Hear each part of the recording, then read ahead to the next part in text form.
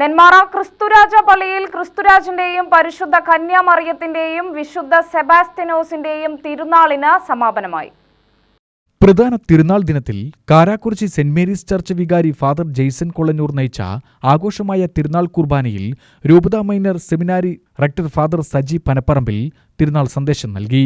തുടർന്ന് ആഘോഷമായ വിവിധ വാദ്യങ്ങളോടെ നഗരം ചുറ്റിയുള്ള പ്രദക്ഷിണവും സമാപന ആശീർവാദവുമുണ്ടായി.